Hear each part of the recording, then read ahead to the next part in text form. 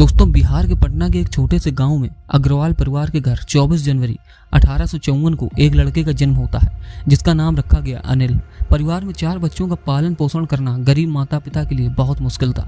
महीने में 400 रुपए की कमाई में ही सभी का पालन होता था। अपनी शिक्षा पूरी करने के बाद अनिल अग्रवाल ने कॉलेज जाने से बेहतर अपने पिता के काम को करना समझा।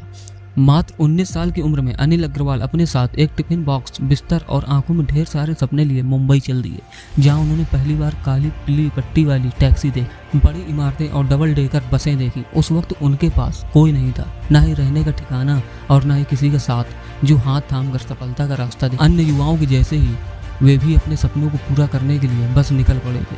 क्योंकि अनिल अग्रवाल अपने पिता के साथ काम कर रहे थे, तो उन्होंने नौकरी करने के बजाय खुद का छोटा सा व्यवसाय शुरू करना ही सही समझा। इसके लिए उन्होंने भोईवाड़ा के मेटल मार्केट में किराए पर छोटी सी दुकान खरीद ली।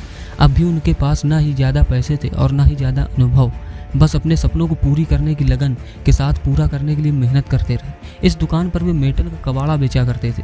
1970 के दशक में उन्होंने मेटल की धातुओं की ट्रेडिंग शुरू कर दी थी।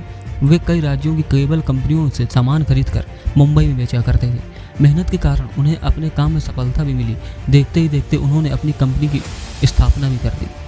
अनिल अग्रवाल का बिजनेस काफ़ी अच्छा चलने लगा था, लेकिन उनकी मंजिल अभी बहुत दूर थी। इसलिए उन्होंने कभी भी सपने देखना और उन्हें पूरा करने के लिए मेहनत करना नहीं छोड़ा।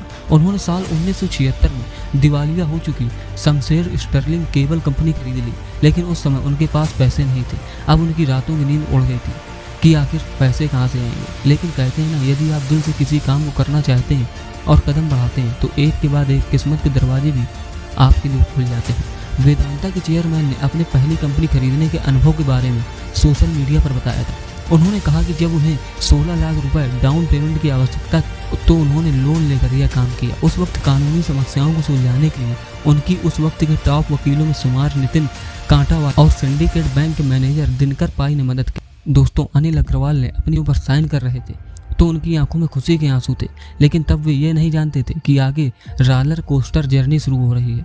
कंपनी तो खरीद ली, लेकिन अब वर्कर्स को वेतन, कच्चे माल को खरीदने और अदर्स खर्चे के लिए पैसे कहां से जुटाए जाएं, यह बड़ा सवाल बना हुआ था। एक छोटी सी दुकान चल रही थी, लेकिन केबल प्लांट बंद पड़ा था। बैंकों की चक्कर काटना अब हर दिन का काम बन गया। इस स्थिति से उभरने के लिए उन्होंने aluminium rod, different cable, magnetic wire जैसे अलग अलग 9 बिजनेस शुरू किए, लेकिन सभी असफल रहे, जिसके बाद वो डिप्रेशन में चले। मुश्किल परिस्थितियों से जो बाहर निकल जाए वही सफल इंसान कहलाता है। अनिल अग्रवाल के कुछ साल भले ही बहुत संकट भरे थे, लेकिन इस स्थिति में भी उन्होंने खुद को उबारा। 3 साल डिप्रेशन में रहे, लेकिन किसी को इसकी भनक तक नहीं होने दी। वे व्यायाम और मेडिटेशन के जरिए अपनी मानसिक स्थिति सुधार रहे थे। वे अपने पसंदीदा सिनेमा शोले का टिकट भी नहीं खरीद पा रहे थे। साल 1986 में भारत सरकार ने टेलीफोन केबल बनाने वाले प्रोडक्ट बनाने के लिए प्राइवेट सेक्टर को मंजूरी दे दी, जो अनिल अग्रवाल की एक नए मौके जैसा था। हानि से उभरने के लिए एक मौका था जिसका उन्होंने फायदा उठाया। उन्होंने 1980 के दशक में स्टरलाइट इंडस्ट्रीज की स्थापना कर दी थी, जो आगे चलकर कॉपर को रिफाइन करने वाली देश की पहली प्राइवेट कंपनी भी बनी। कभी थोड़े पैसे के लिए परेशान रहने वाले अनिल अग्रवाल आज $3.6 बिलियन की संपत्ति के मालिक। वे अपने आप को बहुत खुशनसीब मानते हैं और समाज की भलाई के लिए हमेशा आगे रहते हैं। उन्होंने कोरोना काल में समाज के लिए 150 करोड़ रुपए दान दिए थे। इतना ही नहीं, वे उस वक्त भी चर्चा में आए जब उन्होंने घोषणा की वे अपनी संपत्ति का 75% हिस्सा समाज के नाम कर देंगे। तो दोस्तों, ये थी कहानी अनिल अग्रवाल की। दोस्तों, अगर वीडियो पसंद आए तो वीडियो को लाइक और चैनल को सब्सक्राइब करके जरूर दें। मिलते हैं नेक्स्ट वीडियो में ऐसे ही एक बिजनेस स्टोरी के साथ। तब तक के लिए आप सबका धन्यवाद।